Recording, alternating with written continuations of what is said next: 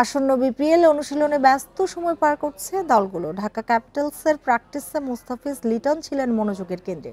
বরিশাল, রাজশাহী, সিলেট সহ বাকি ফ্র্যাঞ্চাইজিগুলোর ক্রিকেটাররাও শেষ সময়ে কঠোর অনুশীলন করছে। গুণে মানে তেমন তারতম্য না আসলেও এবার বেশ ঘটা করে আয়োজন হচ্ছে দেশসেরা টুর্নামেন্ট। অনুশীলনে মনোযোগী দলগুলো নান্দনিক প্র্যাকটিস জার্সি। সিলেট স্ট্রাইকার্সের আইকনিক ক্রিকেটার মাশরাফি, তবে এবার বোধহয় তার সার্ভিস মিলবে না। ফিট না থাকায় মাশরাফির খেলা নিয়ে শঙ্কা।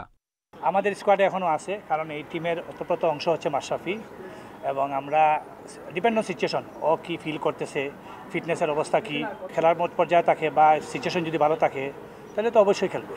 ঢাকা ক্যাপিটালসের অনুশীলনে মনোযোগের কেন্দ্রে লিটন ও মুস্তাফিজ। এলকেডি আর ফিজ ঢাকা তো বটেই দেশেরই সেরা। ক্যাপিটালসের অস্ট্রেলিয়ান ক্রিকেটার স্কিনাজি লিটনের ব্যাটিংয়ে মুগ্ধ। বাংলাদেশে আমার সবচেয়ে প্রিয় ক্রিকেটার লিটন দাস। তার ব্যাটিং খুবই দৃষ্টিনন্দন। লিটনের কারণে আমাদের টপ অর্ডার যে কোনো প্রতিপক্ষের জন্য চ্যালেঞ্জিং। তামিম, তাসকিন, তানজিদও আমার প্রিয় ক্রিকেটার।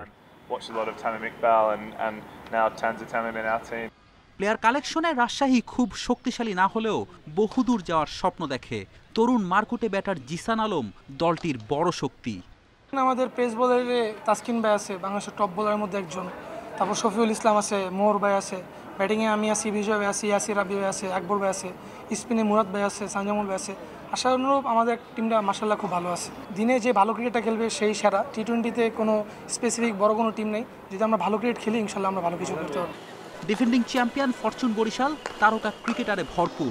শিরোপা ধরে রাখতে অসাধারণ দল গড়েছে। তামিমের নেতৃত্বে ফরচুন বরিশালই আসরের ফেভারিট। ফেরদৌস ইসলাম, ইন্ডিপেন্ডেন্ট নিউজ।